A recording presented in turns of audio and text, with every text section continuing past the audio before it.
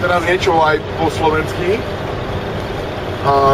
Posnažím sa tu zhrnúť všetko dokopy, takže začnem s tým, že som chcel prísť tuto za Julkou do Kanady, žiť s ňou, mať krásny život, klasické, romantické veci a tak ďalej. Na nešťastie našla si niekoho iného, takže ja som to radšej nechal tak a ideme ďalej. No, čiže zahodil som jeden sen, ale naskytol sa mi tu na hneď druhý. Môžem cestovať po Kanade, mám mesiac a pol, takže som si povedal, prečo nie? Čo môžem stratiť? Čo môžem stratiť? Čiže teraz momentálne cestujem s dodávkou z Quebecu, Quebec City, čo je na východnej strane Kanady, a musím ju doniesť do Vancouvru zajtra večer po 11. Takže to je celkom také zaujímavé, no prečo nie. Medzi tým som z Quebecu, ako som sa vlastne rozišiel s Julkou, z Quebecu som šiel smerom do Toronta, čo je nejakých okolo 1000 km. To som šiel na stopa, potom sa mi naskytla táto možnosť s touto dodávkou cez Stefana, chlapca, s ktorým som cestoval po Európe, Kanada. Takže naspäť, stopovačka naspäť do Quebec City, čo je ďalších 1000 km. A teraz momentálne sa nachádzam asi 60 km, 50 km od Reginy. Regina to je také, sa mi zdá, že to je veľké mesto v Saskatchewan, čo je časť, čo je strašne plochá časť Kanady. A tak, no, uvidíme čo ako. Dostavím sa do Vancouvru, tam zostavím zo pár dní u tých ľudí, ktorým vlastne pomáham, čo je Daniel a Claire. Daniel je vozičkár, potrebuje to auto mať vo Vancouvri zajtra večer, pretože prilietajú tam a ostávajú na pár mesiacov vo Vancouvri, kde vlastne budú riešiť aj ďalšie také workshopy a podobné veci za postihnutými ľuďmi, takže prečo nie, plus ešte dostanem na to nejaké peňažky, takže to sa dá.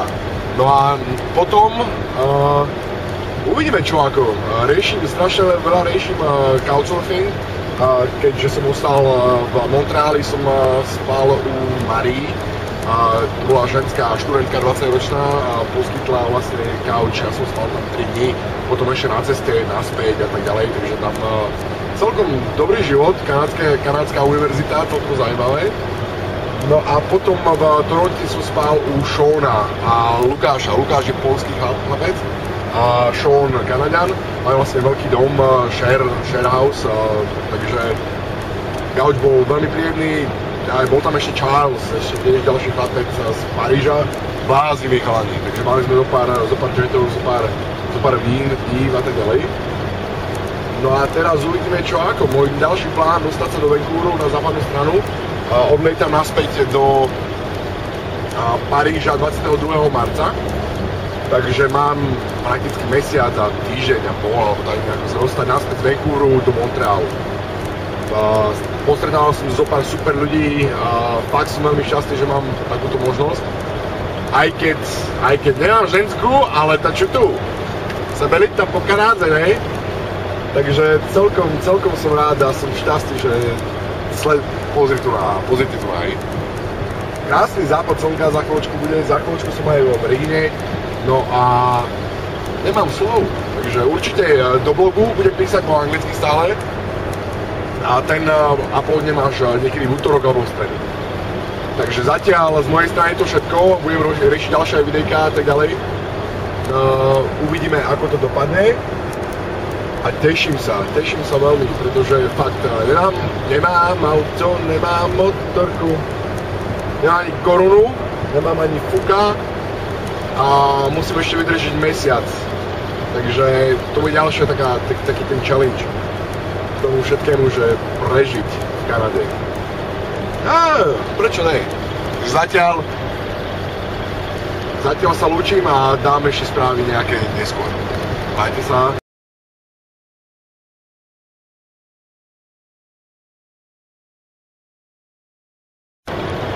Skoro by som zabudol, všetko sa deje pre nejaký dôvod.